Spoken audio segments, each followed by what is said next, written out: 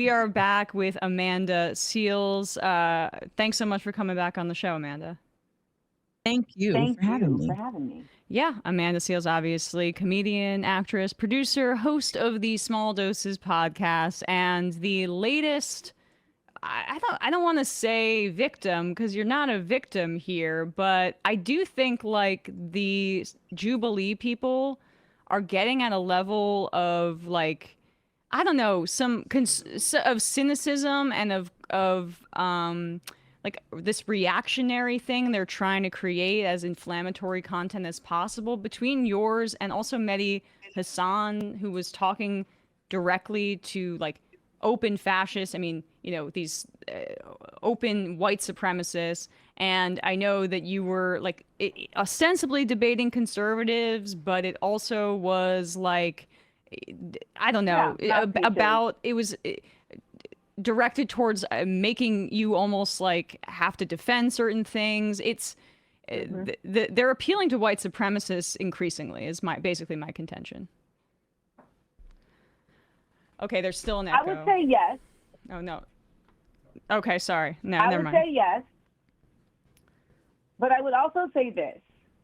My episode of Surrounded was a very particular setup, and it was by design for in my vision, because I wanted to, one, demonstrate someone who was not taking the position of the binary, liberal, conservative, Democrat, Republican. I went on there as a Black radical.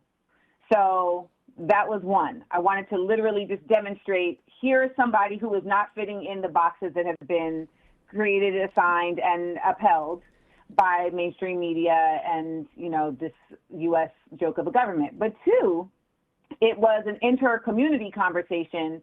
And I think for a lot of folks who are not Black, they may have seen my episode and said, oh, I don't need to bother with this, or like, I don't need to pay attention to this one because like this isn't, and not even in a racist way, but just in like that's like a them conversation, not a us conversation. And I would actually pin you because Black people have been at the forefront of really trying to get the United States to live up to everything it claims that it is on paper, right? So we have always been in the middle of the fray. We've always been a part of that fight.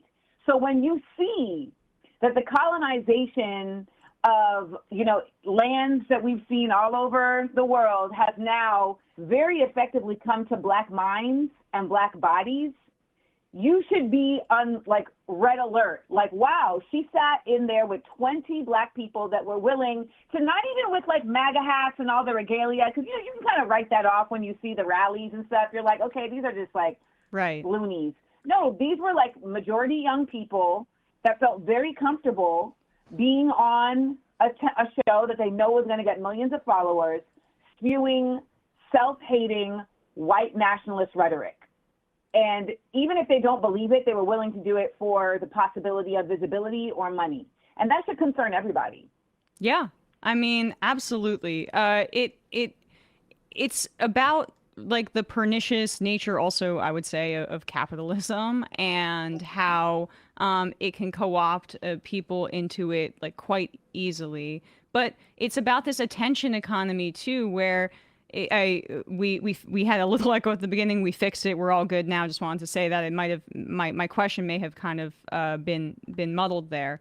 But the way that Jubilee and these algorithms and these other shows are really directing a lot of hatred towards people and seem to be designed to put to create the most intense reaction. That's what the algorithms are doing, whether it's the top of your feed on Twitter or whatever, or it's on YouTube, where they're increasingly okay with platforming people who, I don't know, 10 years ago, that would be like, that's beyond the pale. This is a Klansman. This is a Nazi person, or this person is saying insane things on camera, and that should kill their career. But no, it doesn't kill their career. It gets them ahead because right now it's all about shock value and creating the most attention that you can with like these corporations creating algorithms that incentivize that kind of thing. I would agree with that. I'll also add that any of these pages who do not moderate their chats, who allow for their comment sections to be flooded and riddled with constant toxicity and nastiness and hatred, they're all a part of that as well. I mean, whether I go on Don Lemon or Savvy Sabs or you go in the chat of Jubilee, it's all the same. It's all the same. Like it's all filled with folks who are aligning with what that algorithm is all about. And that is creating rage, bait, and toxicity because people respond to that. I mean, our brains, for some reason, this human brain responds to the negativity more than the positive. Like I do my show Views for Amanda Land once a week, every Wednesday, 10 a.m. Eastern. And my moderators, like my moderators, like they don't play around. Do I get less views for that? Absolutely. Do I get less push to the algorithm? Absolutely. Right. So it's just, I think it's not even just Jubilee. I think that they are just a bigger version of what I'm seeing this YouTube internet space has become, which is it doesn't really matter what I'm saying or what the people in my chat are saying as long as it's going to still get me money. Exactly. And I think that's trash. For the record, I did not get paid to go on Jubilee because I see people in various chats being like, she did this for a check. I was like, no. Right. No, you didn't. I mean, we know this because Sam did it. But of course, like, I mean, that's some of the people that are picked for you and Mehdi it's different than for, when they have Sam on there. I guess why do you think that is? Yeah, I mean, it's pretty self-evident. But Ben Shapiro. Why won't you say it though? Because he's a white guy? Right, because he's a white guy. Of course. I mean, another white guy here, though, Ben Shapiro, I don't know if you saw this, he reacted to your Jubilee. I want you to react to his reaction, right? This is Do I have to take this person in? You do not. You can veto it. And I want to veto it, and I'm going to tell you why. Okay, go for it. Because I think that we do the work for them when we platform them. Yeah. To be quite honest, I don't think any of these right-wing mouthpieces are going to live long in their work. They are all just a part of these empire systems of fascism. Can you name off the top of your head any radio hosts or like newspaper writers from like the Third Reich? Because I can't.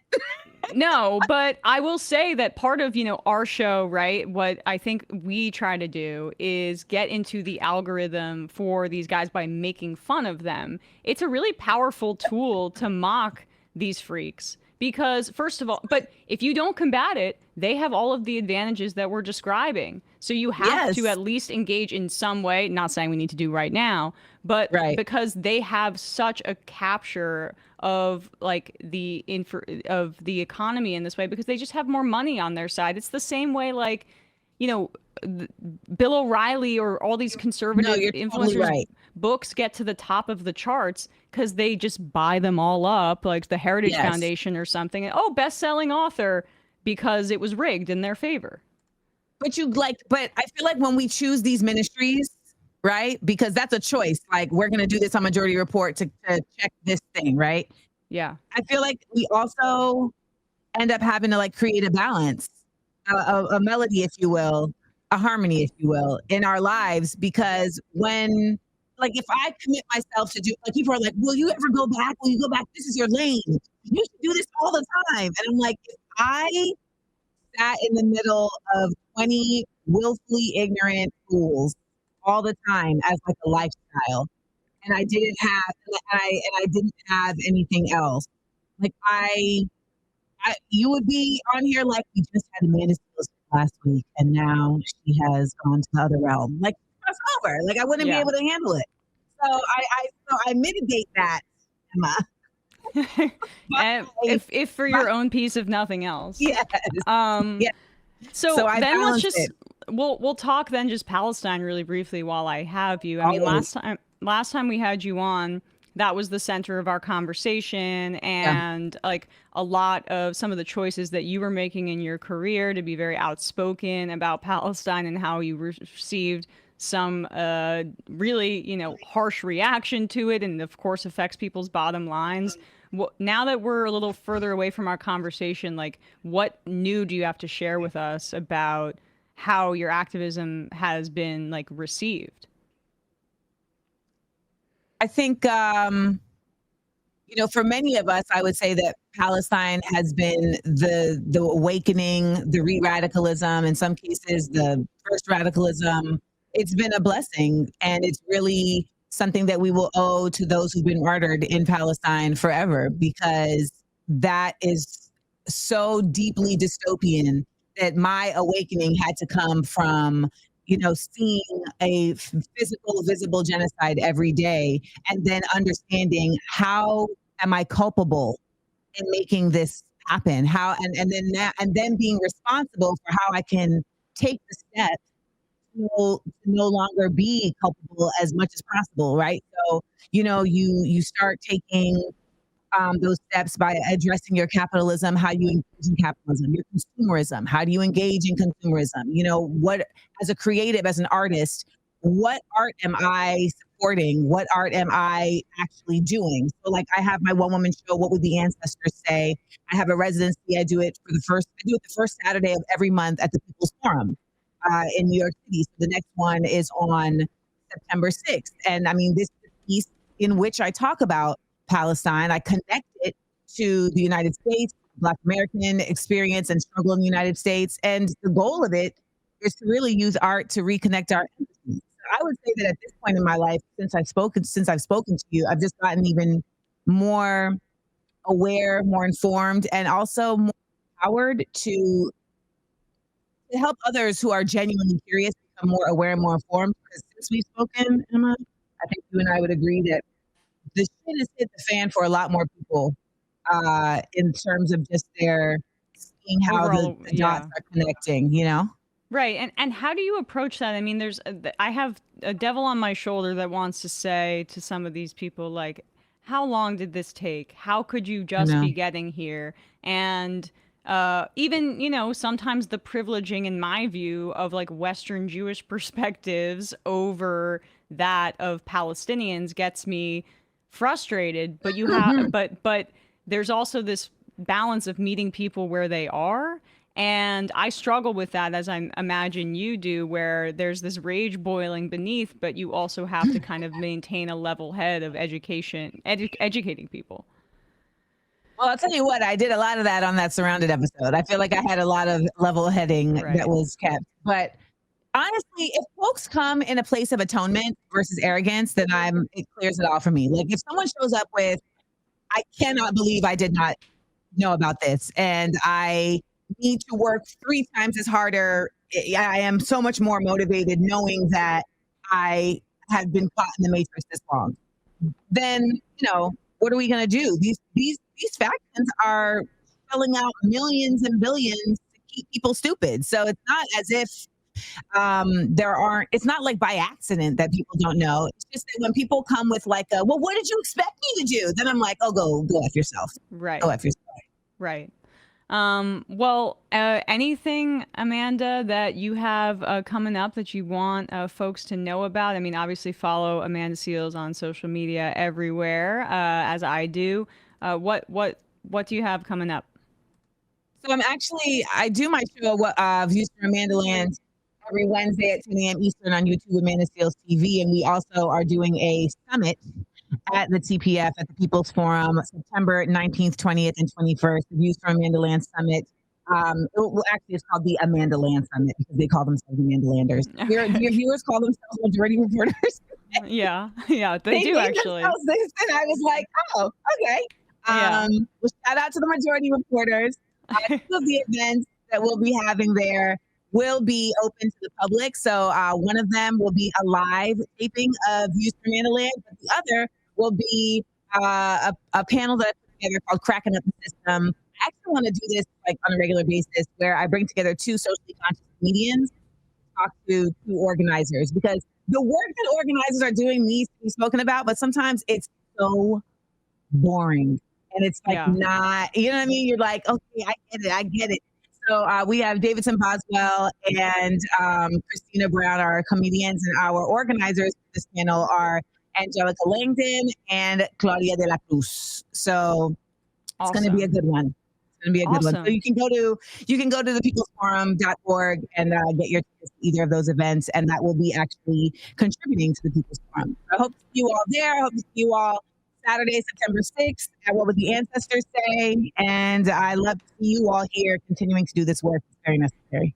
Appreciate you. I'm sorry for our audio issues. We'll have you on another time and we'll figure it out more. No, and I'll be able to come on before and do the pre-text. You know, today I was not able. But thanks so much, Amanda. Really appreciate your time today. And Emma, you need to come on my show. I would love to. Let's set that up after this. I'll text you. Good. Okay. Bye, guys. Thank you. Bye, Amanda. Hey, folks, don't forget to hit the subscribe button and check out our daily show. We do it every day at 12 p.m. Eastern for about 2.5 hours. We even take phone calls. You should check that out.